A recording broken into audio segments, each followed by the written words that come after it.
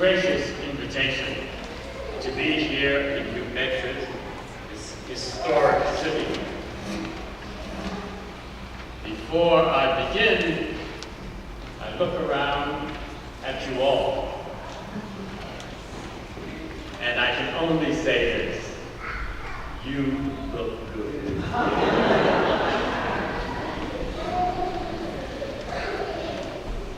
When we commemorate Martin Luther King, we are commemorating more than one great, extraordinary man. When we commemorate Martin Luther King, we commemorate not one man, but a whole race, a people, the community of men and women of African descent, which was and is his heritage, from which he was derived. When we commemorate Martin Luther King, we commemorate not only one man, but a whole movement, the African American Civil Rights Movement, a movement begun long before the 1954 bus boycott in Montgomery, Alabama. A movement not led by one man alone, but led by many women and men like Ida B. Wells, W.E. Du Bois, William Wendell Trotter, James Weldon Johnson, A. Philip Randolph, Ellen Baker, E.D. Nixon, Rosa Parks, Bayard Rustin, James Palmer, Septima Clark, Diane Nash, Stokely Carmichael, Fannie Lou Hamer, and thousands of other women and men, young and old, and even girls and boys who struggle with their eyes on the prize. When we commemorate Martin Luther King, we commemorate all who have struggled and are struggling for justice and freedom and peace in the Babylons of oppression and slavery and violence in our land and throughout the world. So this afternoon, we gather to commemorate Martin Luther King, to honor all who by faith and action are true to what they know is intrinsically true. In the 19th century, Theodore Parker, a Unitarian minister, wrote, "Look at the facts of the world. You see a continual and progressive triumph of what is right. I do not pretend to understand the moral universe. The arc is a long one. My eye has seen a little ways. I cannot calculate the curve and complete the figure by the experience of sight. I can divine it by conscience. And from what I see, I am sure it bends towards justice. Things refuse to be mismanaged long." Or as Martin Luther King liked to rephrase Parker's quote, "The arc of the moral universe is long, but it bends towards justice." If we are to be faithful to this commemoration, faithful to all the work of so many to bring us here, faithful to the controversies along the path to here, we must come to ask this question: can we commemorate ourselves this afternoon? Can we commemorate ourselves this weekend? Can we commemorate ourselves when we commemorate Martin Luther King? Where does each of us fit into the legacy of Martin Luther King? To help us answer these questions, we of course have his words, that one day this nation will rise up and live out the true meaning of its creed. We hold these truths to be self-evident, that all men are created equal, that the sons of former slaves and the sons of former slave owners will be able to sit down together at the table of brotherhood, that my 4 children will one day live in a nation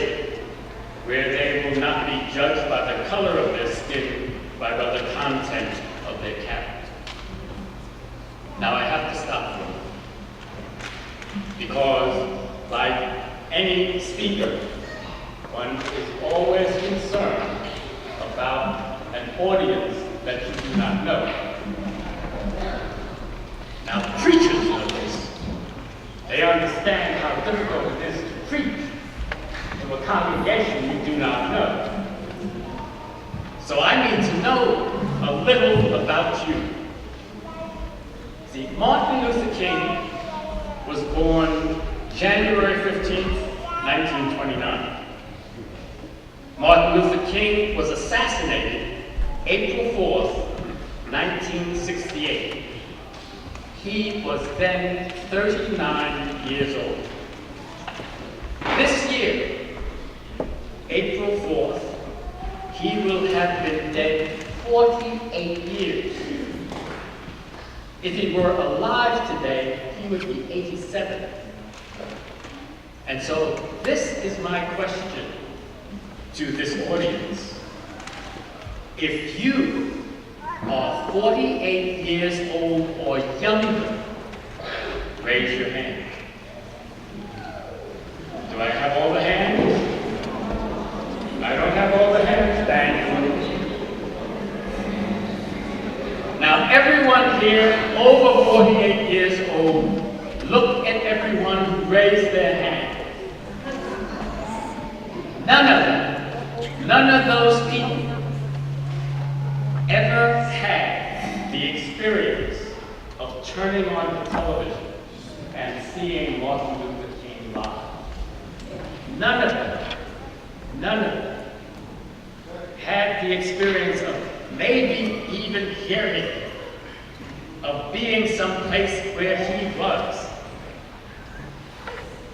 You and I, who are over 48, our responsibility is to tell this history to everyone who was not there. Because when we are gone, if they do not know that history, he will be gone too.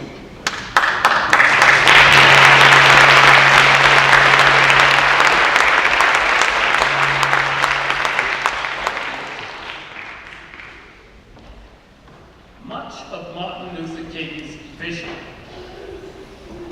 his dream, has become reality. For many in this audience, it is difficult to understand what the violent fuss was about. That people murdered and assassinated and viciously pummeled men, women, and children to prevent them from integrating lunch counters, swimming pools, buses, schools, colleges. Martin Luther King's words from his 1963 March on Washington's speech were brilliant and profound. However, they should not be used to freeze him in that August afternoon. If I had known a few hours ago that the Reverend Kevin Taylor was going to read from that 1963 sermon, Christmas Eve sermon of Martin Luther King, I would not have had it printed out half by page right now. So pretend you're in church and you have heard the scripture read, and then the preacher gets up to preach on that text.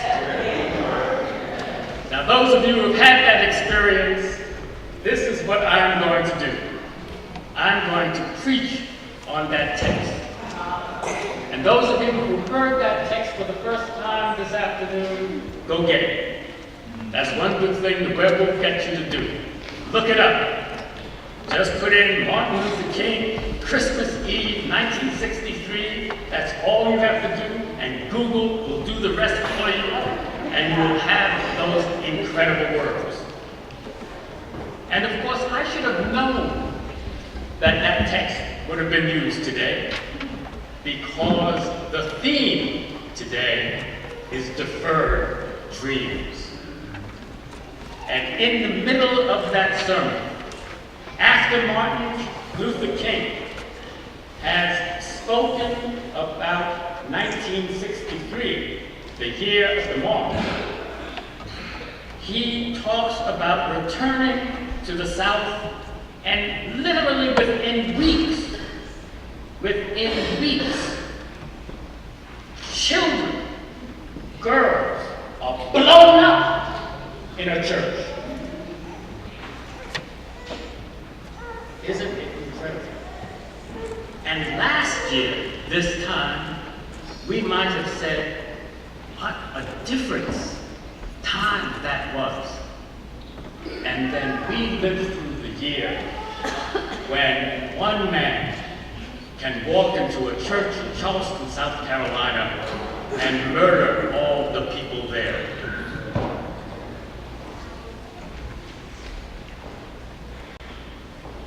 And Martin Luther King says in that sermon, yes, I am personally the victim of deferred dreams, of blasted hopes, his words, of blasted hopes.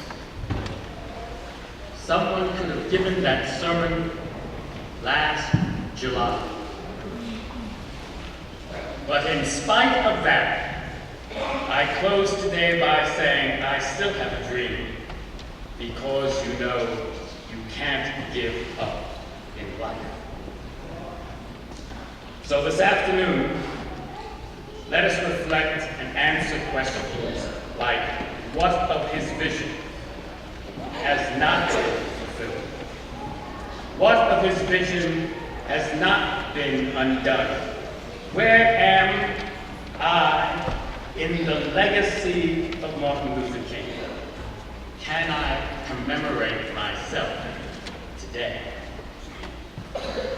On August 30th, 1963, after the march, in an office of the FBI, Federal Bureau of Investigation, the head of their intelligence operations, a man named William C. Sullivan, was drafting a memo about the march to his boss, J. Edgar Hoover.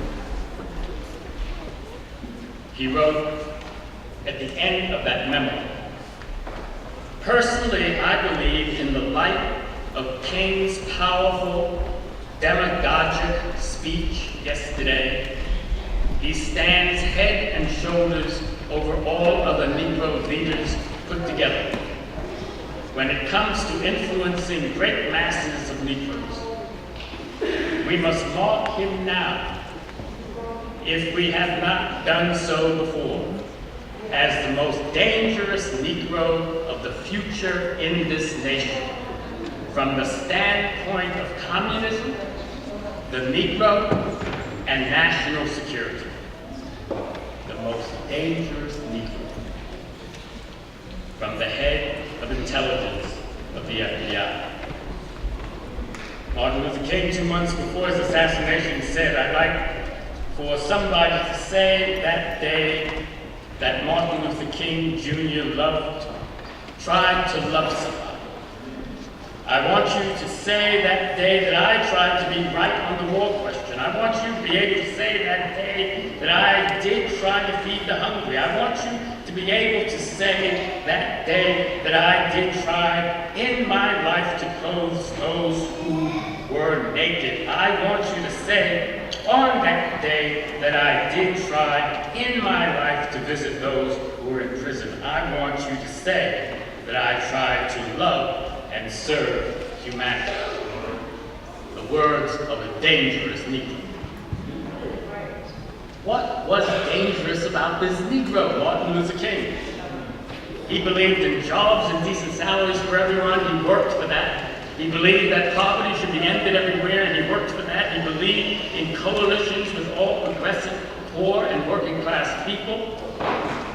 In November 1967, 4 months before he was assassinated, Martin Luther King announced the Poor People's Campaign, a middle ground between riots on the one hand and timid supplications for justice on the other, he called it. King planned for an initial group of 2,000 poor people to descend on Washington, D.C., to meet with government officials and demand jobs, unemployment insurance, a fair minimum wage, and education of poor adults and children designed to improve their self-image and self-esteem. He saw this as the next chapter in the struggle for genuine opportunity. Desegregation and the right to vote were essential, he said, but he believed that African Americans and other minorities would never enter full citizenship until they had economic security. This is the beginning of a new cooperation, understanding, and a determination by poor people of all colors and backgrounds to assert and win their right to a decent life and respect for their culture and dignity.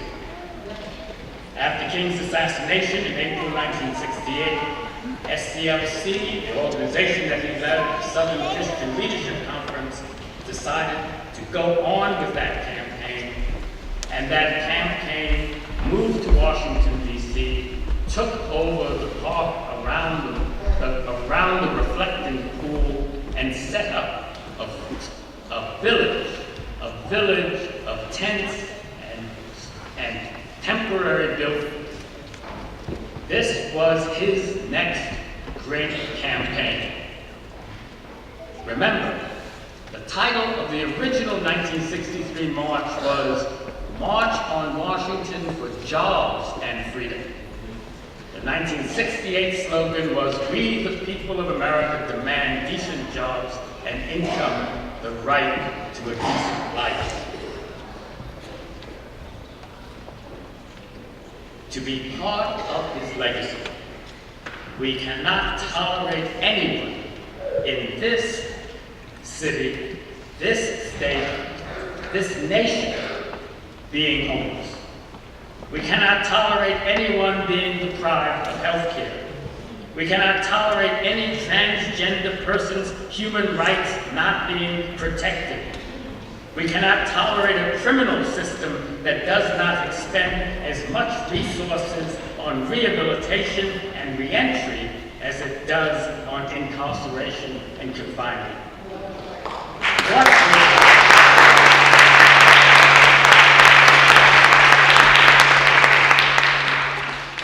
was dangerous about this Negro Martin Luther King? Certainly the most difficult part of Martin Luther King's legacy is his prophetic call for nonviolence. No matter how he was described, even by many of his followers, he did not call for nonviolence as an expedient tactic.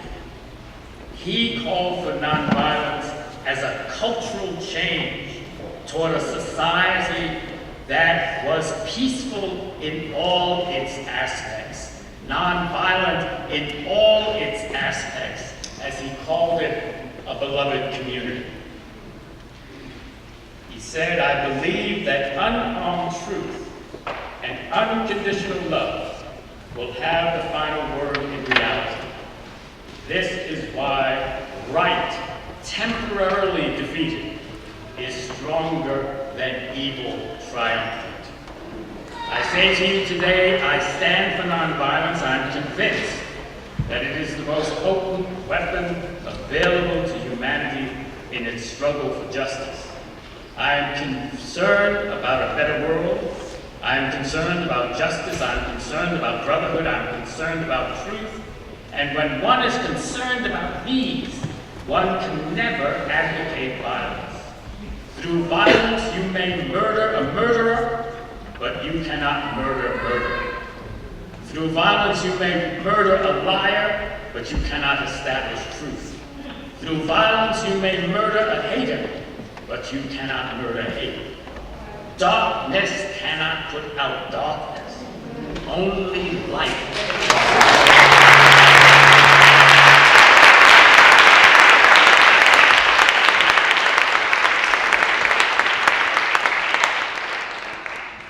As you heard in the text today, he believed in ending the war in Vietnam had ended during his time.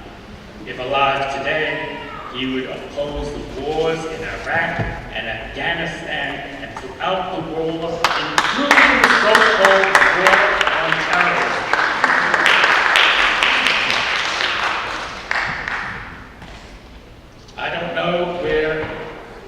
he would have been on the issue of same-sex marriage. I don't know if he would have agreed with Representative Cabral and my vote in the Massachusetts legislature, but let me tell you this, he would not have made up his mind until he had a long conversation with Bayard Rustin, the organizer of the March on Washington, who, as we say these days, was out.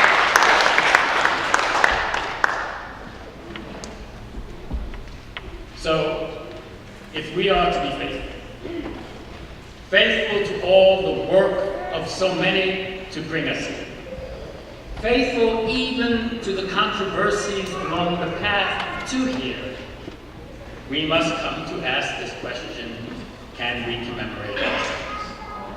Can we commemorate ourselves in this legacy of so many? Where do we fit in the legacy of Martin Luther King? There are many suggestions. There are many things that we already know and that we can learn to help us answer that question. Let me give you mine. My suggestion is for you to be dangerous. My suggestion is for you to be like the winner of the oratorical contest that we celebrated today.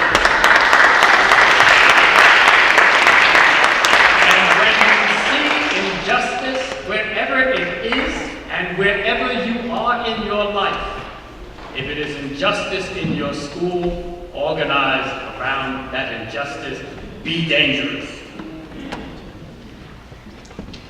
Understand that the arc of the moral universe does not bend toward justice without our hands, our work, our action.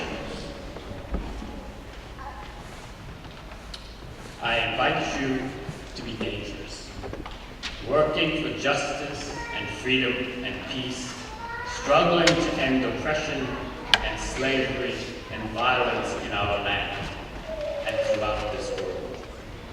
I invite you to be dangerous. I call on all of us to be dangerous Negroes.